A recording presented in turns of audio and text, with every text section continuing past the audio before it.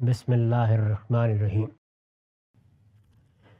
وعن ابن عباس قال قال رسول اللہ صلی اللہ علیہ وسلم ما امرت بتشیید المساجد قال ابن عباس لا تزخرفنها کما زخرفت اليہود والنصارى۔ ابو داؤد کی روایت ہے، یہاں اس کا رقم 718 ہے۔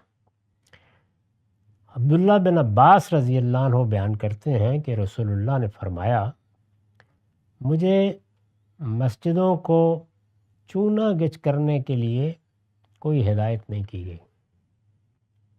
یہ جملہ ایک خاص محل رکھتا ہے۔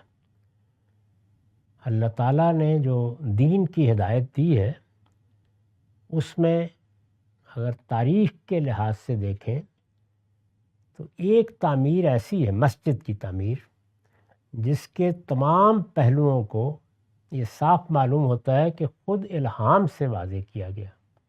وہ بیت المقدس ہے۔ یہود نے جو مسجد بنائی، اور وہ مسجد ظاہر ہے کہ ان کے پیغمبر بادشاہوں نے بنائی ہے۔ سیدنا داؤد نے اس کی ابتدا کی، سیدنا سلیمان نے اس کو پایہ تکمیل تک پہنچایا۔ یہ مسجد ایک قوم کی رفاعیت کے منتہائے کمال پر بنائی گئی تھی، یعنی جس میں خود بادشاہ کے محلات کا یہ عالم تھا کہ ملکہ بلقیس جو خود بادشاہ تھی، ملکہ تھی، وہ بھی وہاں آ کے دیہاتی ہو گئی۔ جب کبھی انسانی تمدن اس جگہ پر پہنچ جائے تو پھر اللہ کا گھر بھی اسی شان سے بننا چاہیے۔ تو اگر آپ بائبل میں دیکھیں تو اس میں تفصیل کے ساتھ کوئی ایک دو آیات میں نہیں، بلکہ صفحات کے صفحات ہیں، جس میں خود یہ تعلیم دی گئی ہے اللہ تعالیٰ کی طرف سے کہ اس میں سونا کیسے لگے گا، اس میں مذبح کیسے بنے گا، اس میں پردے کس نوعیت کے ہوں گے، ایک ایک چیز کے بارے میں بتایا ہے۔ اور یہ معلوم ہوتا ہے کہ اس کے جز کے بارے میں ہدایت کی گئی ہے۔ چنانچہ وہ اسی شان کے ساتھ بنا تھا۔ وہ بیت اللہ کی طرح ایک پتھروں کا کوٹھا نہیں تھا، بلکہ ہیکل تھا، ہیکل سلیمانی اس کو کہا جاتا تھا۔ تو ظاہر ہے کہ اب رسول اللہ صلی اللہ علیہ وسلم نے بھی آ کے مسجد بنائی، جیسے سیدنا داؤد نے بنائی تھی، سیدنا سلیمان نے بنائی تھی۔ اور یہ مسجد ہم سب جانتے ہیں کہ کھجور کے تنوں سے پاٹ دی گئی۔ اس میں کچی اینٹوں سے کہیے یا مٹی سے کہیے کوئی دیواریں کھڑی کر دی گئیں، کچھ بھی نہیں تھا۔ یعنی اس کی جو تصویر سامنے آتی ہے وہ ایسے ہی ہے جیسے ہمارے ہاں دیہات میں آپ نے دیکھا ہوگا کہ بالعموم باہر بیٹھنے کے لیے وہ چھپر سا بنا لیا جاتا ہے، اس سے زیادہ کچھ نہیں تھا۔ تو لوگوں کے دل میں یہ خیال پیدا ہوا ہوگا کہ یہود کے ہاں تو بڑے اہتمام کے ساتھ یہ چیز ہوئی تھی، اور یہود بھی خیال کرتے ہوں گے کہ وہ ہماری مسجد اور ہمارا ہیکل ان کے لیے وہ ان کی تاریخ کا ایک بڑا غیر معمولی واقعہ ہے۔ تو یہ صاف معلوم ہوتا ہے کہ اس طرح کے کسی موقع پر آپ نے فرمایا کہ مجھے اللہ تعالیٰ نے اس طرح کسی چیز کا پابند نہیں کیا، اور اس طریقے سے گویا آپ نے اپنی امت کو بھی یہ تعلیم دی کہ جو مسجدیں بنائی جاتی ہیں ان میں اصل چیز یہی ہونی چاہیے کہ وہ زیادہ سے زیادہ ہوں، گھروں کے قریب ہوں، سادگی سے بنا دی جائیں۔ اکٹھے ہونا ہے، نماز پڑھنی ہے، یعنی ان کو کوئی بہت شاندار عمارتوں میں تبدیل کرنے کی ضرورت نہیں۔ یہ ممانعت کا مضمون نہیں ہے، بلکہ اس خاص پس منظر یا خاص محل میں میرے نزدیک یہ بات کہی گئی ہے کہ ہمارے لیے یہ کوئی لازم نہیں ہے۔ یعنی ہم چاہیں تو نماز پڑھنے کی جگہ ایک چھپر کے طریقے پر بنا دیں، چاہیں تو ایک چبوترا سا بنا دیں۔ تو یہی چیز پھر بعد میں ہمارے ہاں روایت بھی بنی، اس کے بارے میں آپ نے بتایا۔ چنانچہ ابن عباس نے وضاحت کی ہے کہ یہ بھی فرمایا گیا تھا کہ اگرچہ میرا خیال یہی ہے اور میں یہی محسوس کرتا ہوں کہ تم یہی کام کرو گے، یعنی تمہاری توجہ نماز کی طرف، اس کی اقامت کی طرف، ہر محلے میں اس اہتمام کی طرف کم ہوگی اور مسجدوں کو بنانے سنوارنے کی طرف زیادہ ہوگی۔ کما زخرفت الیہود والنصارى، جس طرح کہ یہود و نصارہ نے کیا ہے۔ نصارہ کے ہاں بھی جب ظاہر ہے کہ ایک حکومت ہے جس نے مسیحی مذہب کو قبول کیا تھا، سلطنت روما نے، کوئی معمولی چیز نہیں تھی۔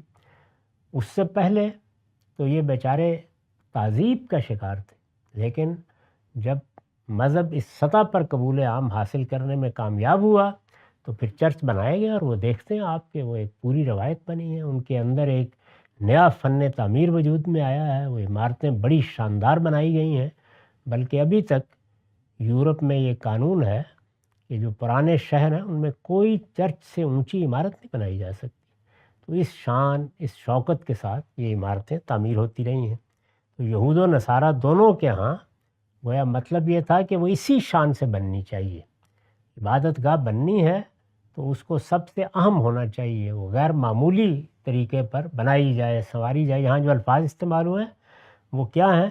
وہ یہ ہے کہ اس میں گویا سونا، چاندی، اسی طریقے سے چونا، گچ، جو چیزیں بھی تعبیر کی ہو سکتی ہیں، مرمر لگا دیجئے اور پتھر لگا دیجئے، یہ سب چیزیں بہت اہتمام سے لگائی جاتی ہیں۔ فرمایا گیا کہ یہ میرے ہاں کوئی ایسی چیز نہیں ہے، مسجد بننی چاہیے، اس مسجد میں نماز کا اہتمام ہونا چاہیے، اصل چیز نماز ہے، اس کا اہتمام ہے، اس کے لیے مناسب جگہ بنانی ہے۔ اس کے سوا مجھے اس طرح کا کوئی حکم نہیں دیا گیا جو یہود و نصارہ اپنے پیغمبروں یا اپنے صالحین کی طرف منسوب کرتے ہیں۔ تو یہ بالکل واضح ہے کہ اس پس منظر میں رسول اللہ صلی اللہ علیہ وسلم نے یہ بات فرمائی۔ وعن انس قال قال رسول اللہ صلی اللہ علیہ وسلم من اشراط الساعۃ ان یتباہی الناس فی المساجد۔ اسی میں غالباً کسی موقع پر یہ تنبیہ بھی کی۔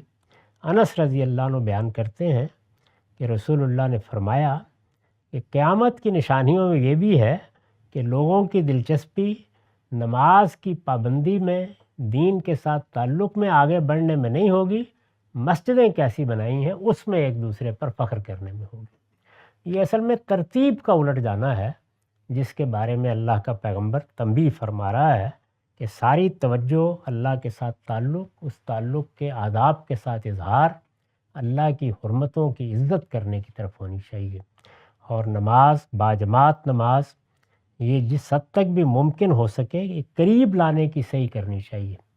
چنانچہ مسلمان جب باہر کے ملکوں میں بھی گئے ہیں تو انہیں یہ توجہ دلانے کی ضرورت ہے کہ عالی شان مسجدیں یہ اصلاً مقصود نہیں ہیں، جمعے کے لیے انہوں نے بنا لی، زیادہ اہم یہ ہے کہ وہ محلوں میں جہاں جہاں بھی مسلمان رہتے ہیں قریب میں کوشش کریں کہ کوئی مصلی بنائیں۔